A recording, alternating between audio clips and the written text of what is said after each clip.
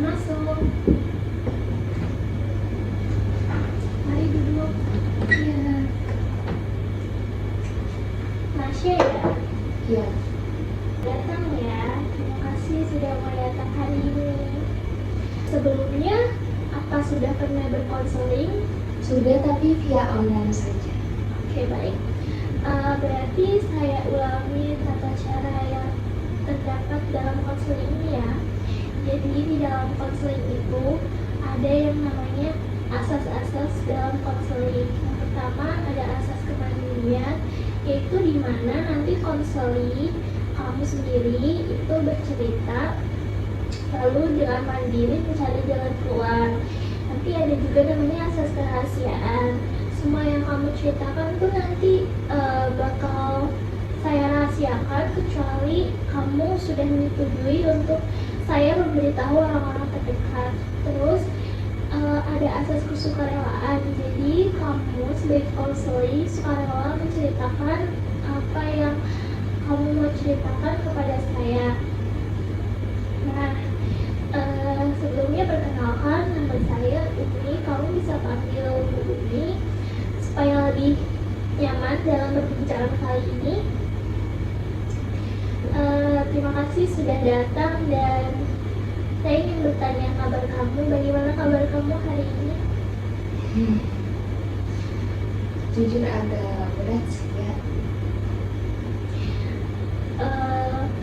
Kalau boleh tahu, boleh diceritakan lebih lanjut. Sebenarnya agak berat karena belakangan ini merasa di kantor kayak ada temen yang di belakangnya itu ngomongin saya di depan atasan sama rekan lain, dan itu kurang nyaman karena saya jadi merasa kurang semangat untuk bekerja. Oke, baik. Memang di tempat kerja yang seperti itu kadang membuat energi kita habis ya. Boleh diceritakan lebih rincinya lagi? Misal waktu di depan saya itu dia kayak suka nyuruh buat ini segala macam, tapi nanti kalau di atasan dia ngerasa paling unggul, pengen dirinya kelihatan lebih bekerja. Dari yang sudah kamu ceritakan ini, seberapa kesal kamu dalam keseharian kamu? 1 sampai 10. Mungkin 8 atau 9 karena itu mengganggu keseharian ya, karena kalau tidur jadi kurang nyenyak, kalau berangkat kerja pun energi udah terkuras dulu. Jadi yang membuat kamu merasa kekurangan energi itu bukan pekerjaan tapi lingkungan pertemanan kamu. Iya. Jadi saya di sini yang akan mendengarkan semua cerita kamu. Jadi kamu boleh cerita dari manapun senyaman kamu. Jadi emang awalnya saya kerjakan karena dapat peluang pekerjaan dari beliau. Setelah masuk di kerjaan, mungkin karena atasan sama teman-teman kayak memuji, oh dia baik ya, ternyata pinter juga, cepat paham sama kerjaan hal baru, dan itu mungkin bikin dia merasa gak senang, kayak kenapa sih dia orang baru kok udah disukain banyak orang. Nah dari situ dia mulai kayak memanipulasi dari segala hal, misalnya ada kesalahan tapi nanti kayak jawab ke atasan bilangnya nggak tahu, ini si Nasya gitu. Terus kalau misalkan ada pekerjaan dia ngelibatin saya suruh ngerjain ini, tapi nanti kalau udah selesai dia yang seolah-olah tuh udah ngerjain, terus kasih tahu ke atasan kalau ini hasil kerja dia gitu. Jadi berangkat kerja bukan capek karena kerjaannya, justru malah enjoy kerjaannya, menikmati banget, suka banget. Tapi rekan kerjanya yang toksik itu kayak bikin males. Baik, jadi kamu tuh merasakan emosi banget itu bukan karena pekerjaan tapi karena lingkungan teman kamu tadi. Iya, sebenarnya bukan bukan emosi yang meledak kayak marah, cuma mungkin karena kebiasaan dipendem ya. Jadi kalau lihat dia tuh kayak bawaannya capek, terkuras tenaganya. Jadi itu yang membuat kamu merasa nggak dihargai banget gitu ya? Iya, karena setiap kali bekerja rasanya tuh kayak nggak dilihat, kayak kok dia terus ya, dan dia tuh kayak ngambil perhatian dari orang lain. Dia jadi merasa lebih unggul karena kan dia punya apa ya namanya, kayak personal branding yang baik ya di depan orang-orang. Jadi kalau misalkan aku mengeluarkan kalau aku itu disakitin sama dia, seolah-olah kayak itu nggak berarti apa-apa, karena toh orang lain lebih percaya sama dia yang lebih lama kerja di situ. Jadi apa yang udah kamu lakuin selama ini? Kalau yang udah dilakuin sama dia sih udah pernah ngomong secara langsung sama Dolin, kayak sebenarnya harus apa diperbaiki bagian mananya gitu, biar kita sama-sama enak. Cuma respon yang dia kasih tuh menurut aku kurang, kayak kenapa aku cuma gini doang, dia kelihatannya kayak memaafkan di depan orang, tetap aja baik gitu, tapi kalau misalkan itu dia kayak masih ada dendam pribadi. Jadi kamu sudah melakukan sikap yang cukup dewasa ya, tapi kamu nggak mendapatkan respon yang mungkin kamu mau. Iya, jadi sebetulnya agak bingung mau ngobrolin seperti apa lagi, cuma sekarang lebih ke ya udah, karena pekerjaan itu penting dan dari situ kan kita bisa dapat penghasilan ya buat biayain kebutuhan. Jadi kamu lagi di tahap kamu tuh bingung antara kamu memilih kesehatan mental kamu atau kamu bertahan bekerja di situ demi penghasilan. Iya, soalnya saya merantau terus sendirian di sini, jauh dari orang tua kan, harus biayain adik-adik yang masih kuliah karena ya gimana ya, bingung aja sih harus utamain lagi. Baik, jadi saya simpulkan berarti kamu ini sedang mengalami perasaan di mana teman kamu itu toksik dan manipulatif banget, dan kamu tuh sudah mencoba untuk berkomunikasi dengan dia tetapi tidak mendapatkan respon yang kamu harapkan. Itu yang kamu rasakan? Iya benar Bu, itu semua yang saya rasakan. Setiap mau berangkat kerja itu pasti jadi ngerasa lebih gampang capek di perjalanan tuh, kayak bisa nggak sih nanti datangnya lama aja, jangan langsung sampai tempat kerja, soalnya menguras tenaga banget. Atau enggak kalau mau tidur tuh mikirin ini gimana ya, lanjut atau enggak. Bahkan akhir-akhir ini tuh ngerasa kayak apa resign aja ya keluar, tapi kan butuh uangnya, apalagi kondisi ekonominya lagi kayak gini. Cuma udah kepikiran kayak lanjut gak ya, ini kerja kayak gini banget, apa sih yang dicari.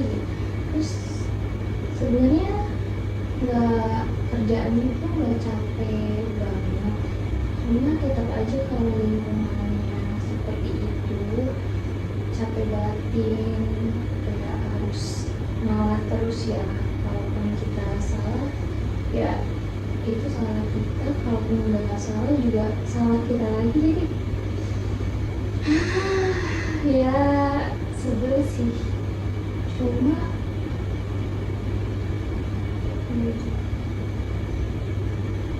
Itu sangat hal yang wajar banget sih dalam kondisi yang sedang kamu rasakan sekarang. Kalau kamu renungkan kembali, untuk saat ini apa yang lebih kamu butuhkan? Lingkungan kerja yang baik, rasa dihargai, atau ada yang lain?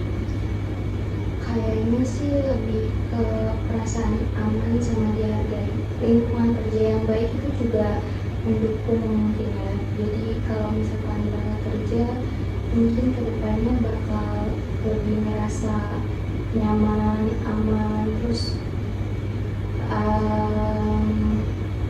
kayaknya sih cuma itu sih, mau merasa aman dan dihargai aja, jadi bukannya dijatuhin, dicurigai atau disalah-salahin terus yang bikin aku tuh ngerasa ini sebenarnya emang aku yang terlalu bodoh, nggak berguna atau gimana. Sebenarnya aku tuh layak nggak sih dapat perlakuan yang baik dari orang lain?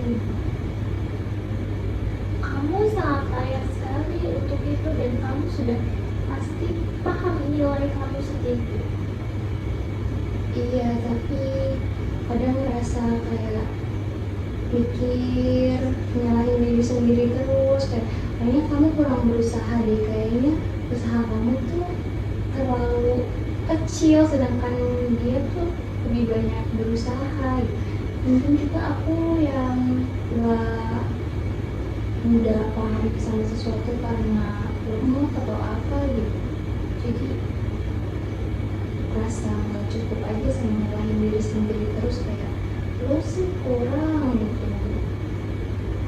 Kamu sangat-sangat layak untuk lingkungan kerja yang sehat dan terkadang orang lain tuh nggak tahu bagaimana kita sudah berusaha untuk tetap bertahan atas segala rasa yang kita rasakan, perlakuan orang terhadap kita dan yang lain-lain. Maka itu, apakah kamu juga merasakan hal yang sama dengan teman-teman terlalu lama? Iya, sebenarnya susah emang bakal emosi karena terbiasa dari dulu nggak cerita ke siapapun, terus kalau mau cerita rasanya berat karena kan takut ya dibilang kayak apaan sih, cuma segitu doang kok, jangan terlalu dibawa hati, terus merasa apa akunya yang terlalu sensitif bawa perasaan, apa-apa dibikin terasa sedih gitu, terus overthinking mulu, harus gimana ngelola emosi atau emang dasarnya harus ketemu lingkungan yang tepat atau akunya yang pemikir banget overthinking gitu. Jadi merasa gak pantas gitu. Kalau kamu bisa mengambil satu langkah kecil untuk kedepannya, apa yang akan kamu lakukan? Untuk kedepannya mungkin akan bersikap lebih profesional, terus aku bakal ngelakuin pekerjaanku semampuku, dan kalau misalkan dia melakukan kejahatan aku nggak mungkin balas balik karena nanti mungkin kita bakal jadi orang yang jahat juga. Seperti itu kan sama aja kayak dia kan, itu justru malah memperburuk keadaan dan bikin kita makin gak nyaman karena kita nyakitin orang lain. Mungkin aku lebih ke membangun kedekatan sama partner kerja yang lain aja, yang sekiranya dia bisa lebih percaya sama aku dan ngerti posisi aku, karena kebetulan sama-sama orang baru gitu ya, jadi kan lebih merasa ya sama loh kita kayak gini sama-sama, ya udah nggak apa-apa gitu. Kalaupun ngelakuin kesalahan aku bakal mengakui itu salahku, kalaupun dia menjatuhkan aku, rasa aku tetap bisa harus bangkit dari semua rasa yang dia kasih sih, walaupun aku juga pastinya sebel sebagai manusia ya, kayak kenapa sih dia kayak gitu, tapi mungkin lebih ke berusaha nerima aja kalau misalkan emang mungkin dia kayak gitu, emang udah sifatnya. Baik, itu benar-benar langkah yang sudah bijak ya. Apa yang sudah kamu lakukan itu udah bagus. Dan bagaimana dengan teman-teman kamu yang lain selain orang yang kamu ceritakan? Apakah menerima kamu?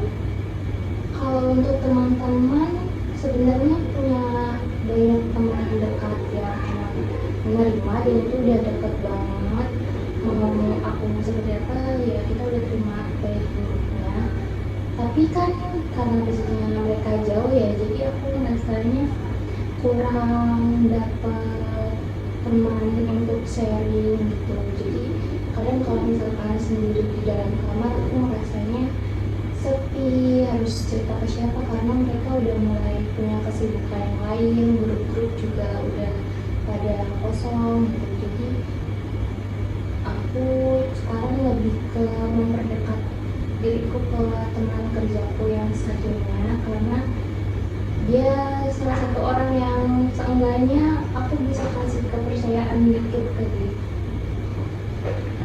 Bagaimana respon teman kamu tersebut? Apakah menurut kamu dia benar-benar layak dikatakan teman?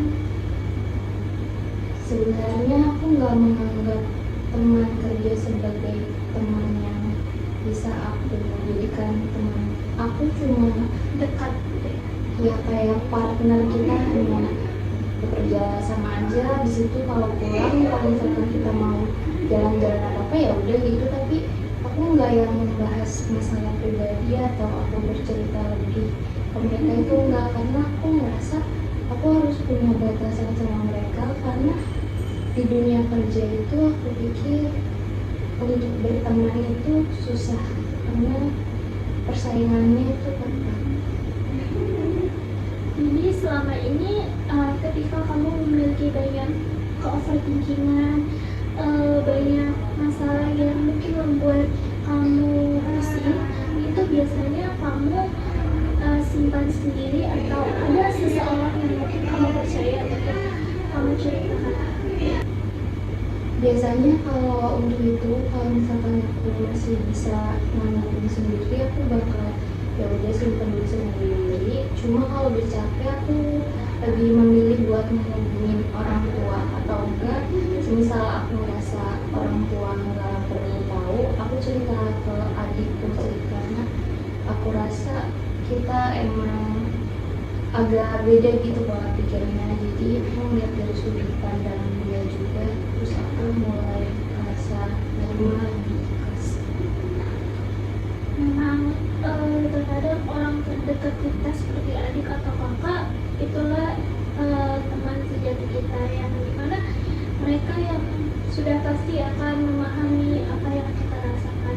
Baik, selain itu apakah ada yang ingin kamu ceritakan kepada saya, dan apakah ada yang ingin diceritakan lagi supaya kamu merasa enteng dan lebih nyaman?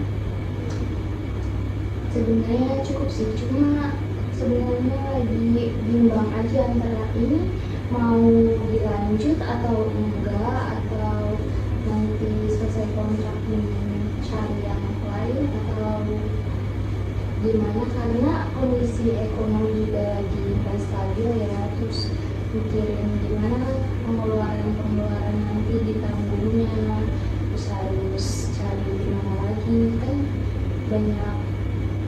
nggak banyak lowongan kerja sekarang, kalaupun ada banyak orang-orang yang di PHK, jadi menyayangkan kalau misalkan nanti keluar sedangkan uang yang diterima itu lumayan gitu, cukup lah buat menghidupi.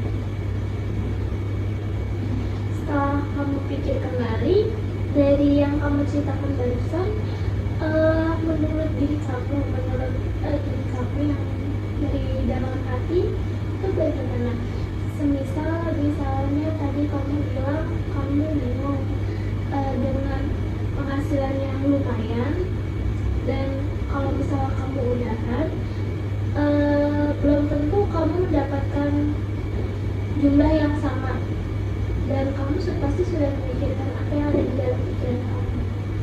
Kalau di dalam pikiran sih mesti kayak bertahan dulu, tapi sebisa mungkin aku lebih menjaga jarak sama orang-orang toksik yang bikin aku merasa capek. Terus aku berusaha buat mengendalikan pikiranku sendiri, maksudnya kalau misalkan dia melakukan hal itu lagi, aku mungkin bakal lebih menerima, terus aku berusaha ikhlas aja dan lebih sabar mungkin memaafkan dia.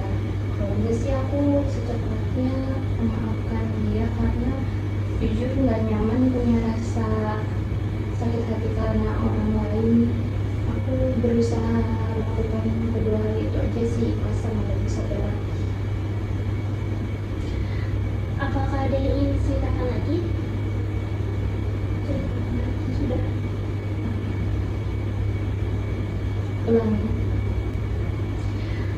Setelah apa yang kamu ceritakan tadi, apakah kamu ada yang ingin dibahas lagi? Sudah cukup sih. Bagaimana perasaan kamu setelah kamu melakukan konseling dengan saya? Lebih lega karena kan bisa menyuarakan apa yang dirasa, terus keadaannya juga hanya berdua, bisa ngomong secara langsung, dan selama bercerita nggak ada rasa ingin dipojokin atau kayak kamu salah terlalu ini itu, dan kayak lebih nyaman soalnya dengan posisi yang begini, maksudnya dekat gitu, jadi bisa menyuarakan apa aja dan di ruangan tertutup bisa dipercaya juga, jadi rasa baik. Oke, baik. Berarti sesi konseling saat ini sudah selesai, dan jika kamu perlu membutuhkan bantuan saya sebagai pendengar, kamu bisa menghubungi kontak saya kembali untuk kita jadwalkan kembali kapan kita bisa bertemu. Baik, terima kasih Bu. Terima kasih. Ya. Baik, terima kasih Bu. Mari. Mari.